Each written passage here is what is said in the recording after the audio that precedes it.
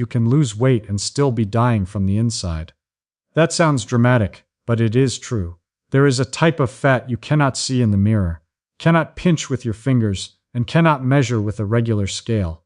It wraps around your liver, your intestines, and your other organs. It is called visceral fat, and it is not like the fat on your thighs or your arms. That fat is annoying. Visceral fat is deadly. It doubles your risk of early death. It increases your cancer risk by 44%. It drives insulin resistance, chronic inflammation, and the energy crashes that make you feel tired all the time. Here is the good news. Visceral fat is also the most responsive to the right interventions. You can lose it faster than subcutaneous fat, but you cannot lose it by doing what everyone else is doing. I spent 10 weeks testing a specific protocol designed to target visceral fat: fasted training, time-restricted eating, and strategic refueling. I measured my waist circumference, my energy levels, and my cognitive function. The results were dramatic. My waist shrank by nearly 3 inches. My afternoon energy crashes disappeared. And by the end of this video, you will know exactly how to lose your dangerous visceral fat, even if the scale is not moving. I spent 10 weeks testing this visceral fat loss protocol on myself. I am not a fitness fanatic. I am a normal person who, like many people over 40, noticed that my belly was getting softer and my energy was getting lower, even though my weight was stable. I was not overweight by BMI standards, but I had that dull ache in my lower back. I felt tired after lunch. I craved sugar in the afternoons. Those are signs of visceral fat accumulation. I decided to test a protocol that combined 3 evidence-based strategies: fasted morning training, a consistent eating window of 11 a.m. to 7 p.m., and a focus on protein and fiber. I did not count calories. I did not starve myself. I simply changed when I ate and how I trained. After 10 weeks, my waist went from 34 inches to 31 inches. My fasting blood glucose dropped from 98 to 84. My energy in the mornings was sharper, and I stopped needing that 3 p.m. coffee. You can do this too, and by the end of this video, you will know exactly how. But first, let me ask you something. Do you have belly fat that will not go away no matter how much you diet? Do you feel tired in the afternoons, especially after eating carbs? Do you crave sugar or salty snacks between meals? Do you have a waist measurement over 35 inches if you are a woman, or over 40 inches if you are a man? Have you lost weight but your belly still looks the same? If you answered yes to any of these, you are not dealing with ordinary fat. You are dealing with visceral fat, and ordinary weight loss advice will not fix it. Here is what most people do not understand about visceral fat. Visceral fat is not the same as the fat you can see. Subcutaneous fat sits right under your skin. You can pinch it. It is annoying, but it is not particularly dangerous. Visceral fat is deep inside your abdomen. It wraps around your liver, your pancreas, your intestines, and your stomach. It is metabolically active. That means it is not just sitting there. It is constantly releasing inflammatory molecules called cytokines, free fatty acids, and hormones that disrupt your entire body. A study from the Mayo Clinic followed more than 15,000 people over 15 years. Those with high visceral fat had double the risk of early death compared to those with low visceral fat, regardless of their overall weight. Another study from the American Cancer Society found that people with high visceral fat had a 44% higher risk of developing cancer, including breast, colon, and pancreatic cancer. But here is the most disturbing part. You can have high visceral fat and look skinny. There is a condition called metabolically obese, normal weight. These people have a healthy BMI but dangerous levels of organ fat.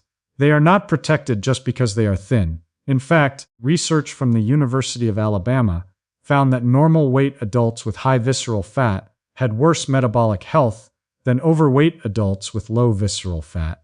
So how do you know if you have too much visceral fat? The simplest proxy is waist circumference. For women, 35 inches or higher is a red flag. For men, 40 inches or higher. But you can also have dangerous levels below those numbers if you have other risk factors like high blood pressure or high blood sugar.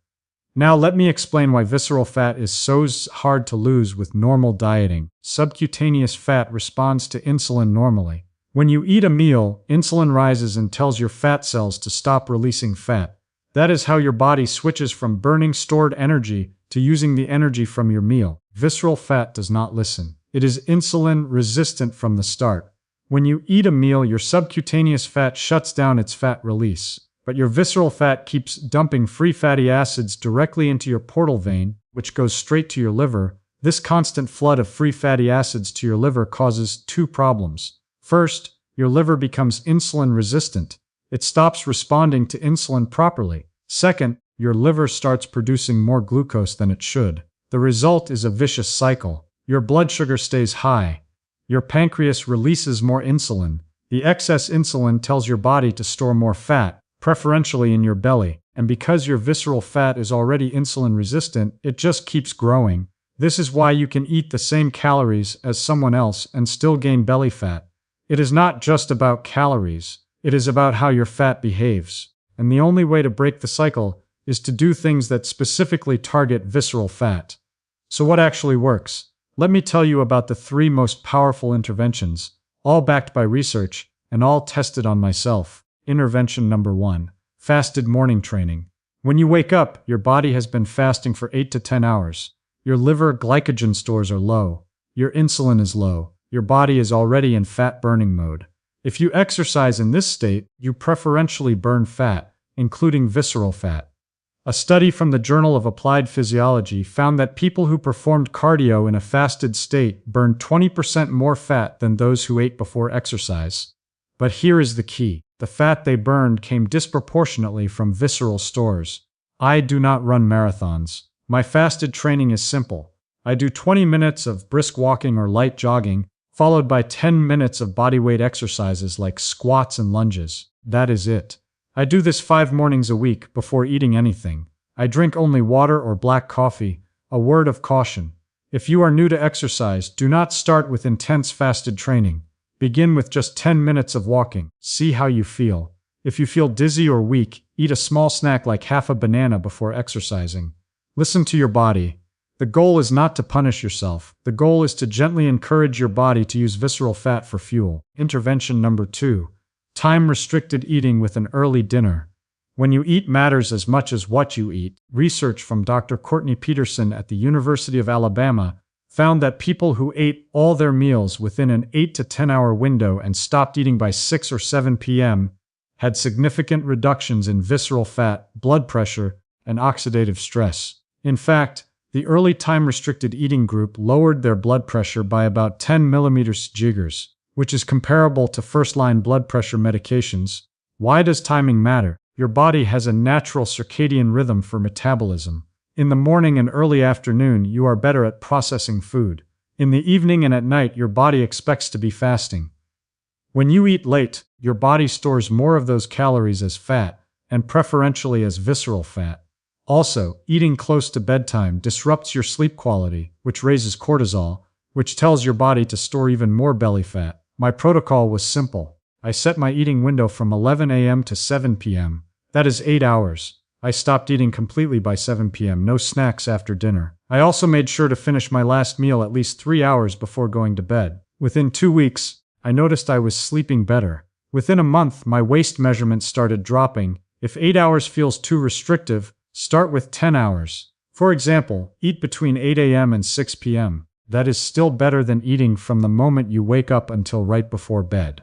The most important part is stopping early and consistently. Intervention number 3. Strategic carbohydrate placement. You do not need to cut carbs completely, but you do need to eat them at the right time. The worst time to eat carbs is at the end of the day. Your insulin sensitivity is lowest in the evening. That means your body is more likely to store those carbs as fat, especially visceral fat. The best time to eat carbs is around your workout, either before or after. I moved most of my carbohydrates to my lunch meal and my post-workout snack. For breakfast, which is actually my first meal at 11 a.m., I ate mostly protein and fat. Eggs, Greek yogurt, avocado. For lunch, I included a serving of complex carbs like sweet potato, quinoa, or beans. For dinner, I ate protein and vegetables with very few carbs. This simple shift meant that my body was using the carbs for energy during the day, not storing them as fat at night. A study from the Journal of Clinical Endocrinology and Metabolism found that eating a high-carb meal in the evening led to higher blood sugar and higher triglyceride levels the next morning compared to eating the same meal in the morning. Timing matters. Now let me tell you about the 5 most common mistakes people make when trying to lose visceral fat. Mistake number 1. Focusing only on calorie restriction. You can be in a calorie deficit, still have high visceral fat, if you are eating the wrong foods at the wrong times. Visceral fat is driven by insulin resistance, inflammation, and cortisol. Calorie restriction alone does not fix those drivers. You need to address meal timing, carbohydrate placement, and stress. Mistake number 2. Doing only steady-state cardio. Walking and jogging are good, but they are not enough to reverse visceral fat accumulation. High-intensity interval training, or HIIT, is significantly more effective at reducing visceral fat because it improves insulin sensitivity and increases growth hormone. You do not need a gym. Do 30 seconds of fast walking or jogging, followed by 30 seconds of recovery. Repeat 10 times. That takes 10 minutes. Add this to your routine twice a week. Mistake number 3. Not getting enough sleep. Sleep deprivation raises cortisol and makes your body store fat, preferentially in your belly. A study from Wake Forest University found that people who slept 5 hours or less per night gained significantly more visceral fat over 5 years compared to those who slept 7 to 8 hours. You cannot out-exercise bad sleep. Protect your sleep. Mistake number 4. Chronic stress without management. Cortisol is a fat storage hormone, and it specifically drives visceral fat accumulation. If you are constantly stressed, your body thinks it is in danger and holds on to belly fat for energy reserves. You need a stress management practice. It does not have to be meditation. It can be a 10-minute walk, deep breathing, listening to music, or even laughing, but you have to do something. Mistake number 5. Eating too close to bedtime. This is one of the most overlooked factors. When you eat late, your body releases less melatonin. You sleep worse, your insulin sensitivity is lower, and you store more fat. Stop eating at least 3 hours before you go to bed. That is non-negotiable for visceral fat loss. Now let me answer the 5 most common questions people ask about losing visceral fat. Question 1. Can I lose visceral fat without losing weight? Yes. Visceral fat is more metabolically active and often responds to lifestyle changes before subcutaneous fat. It is possible to lose inches from your waist while the scale barely moves. That is a victory. Do not let the scale discourage you. Question 2. Do I need to do intermittent fasting? Not necessarily. The key is time-restricted eating, not full-day fasting. Eating within an 8 to 10 hour window and stopping early is enough. You do not need to skip entire days of eating. That can actually backfire by raising cortisol. Question 3. What about menopause and visceral fat? Women over 50 are particularly vulnerable. Estrogen tells your body to store fat subcutaneously on your hips and thighs. When estrogen drops during perimenopause and menopause, fat storage shifts to the belly. This is not your fault, but it does mean you need a more aggressive approach. Fasted training, time-restricted eating, and stress management become even more important. A study from the Journal of Women's Health found that postmenopausal women who followed a time-restricted eating protocol lost significantly more visceral fat than those who only reduced calories. Question 4. How long until I see results? Most people notice a decrease in waist circumference within 4 weeks. Significant reductions in visceral fat as measured by DEXA scan take 8 to 12 weeks. Be patient. This fat took years to accumulate. You cannot lose it in a week. Question 5. Can I drink alcohol?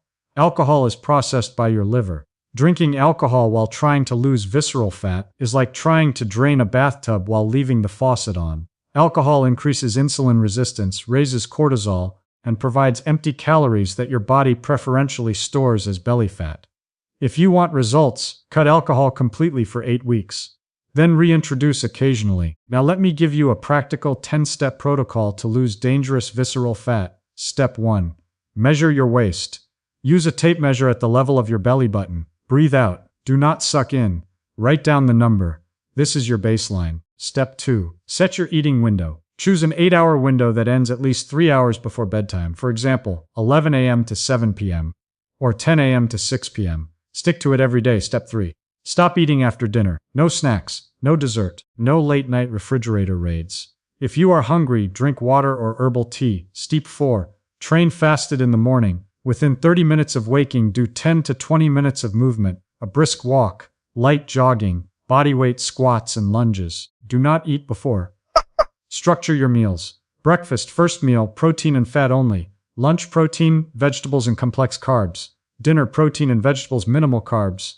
Step 6. Add 2 HIIT sessions per week. After your fasted walk, do 30 seconds of high-intensity effort, then 30 seconds rest. Repeat 10 times. That is 10 minutes. Step 7. Protect your sleep. Go to bed at the same time every night. Aim for 7 to 8 hours. No screens for 1 hour before bed. Step 8. Manage stress. Pick one stress reduction activity and do it daily. 5 minutes of deep breathing, a short walk outside, listening to music. Something. Step 9. Track progress weekly. Measure your waist every Monday morning. Do not weigh yourself daily. That will drive you crazy. Weekly waist measurements tell you more.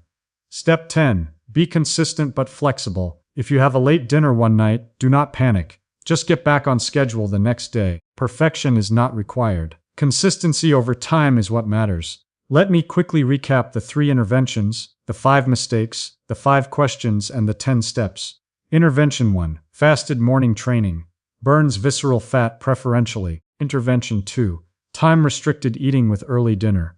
Lowers insulin, blood pressure, and inflammation. Intervention 3. Strategic carbohydrate placement. Carbs around workouts, not at night, mistakes. Calorie restriction only steady-state cardio, poor sleep, unmanaged stress, eating late at night, questions. Weight loss without scale movement, necessity of if, menopause, timeline, alcohol. Steps: measure waist, set eating window, stop late eating, train fasted, structure meals, add HIIT, protect sleep, manage stress, track weekly, be consistent. Visceral fat is not a cosmetic problem. It is a health crisis hiding in plain sight. It drives heart disease, diabetes, cancer, and dementia. But it is also the most reversible form of fat. Your body wants to let it go. You just have to give it the right signals. Fasted movement, early dinners, strategic carbs, sleep, stress management. These are not complicated. They are not expensive. They are just choices you make every day. You do not need to be perfect. You just need to start. Measure your waist tonight. Set your eating window for tomorrow. Go for a fasted walk in the morning. That is it.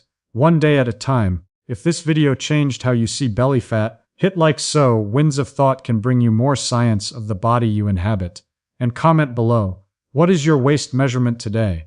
Or if you are not ready to share, comment, I am starting tomorrow. Your body has been waiting to let go of this dangerous fat. Start today. Send this video to someone who needs to hear it.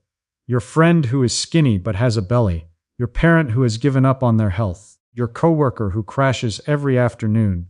Their bodies are not broken. They just need the right protocol. You do not need expensive supplements. You do not need extreme diets. You need fasted mornings, early dinners, and consistency. Your visceral fat is not permanent. Start today.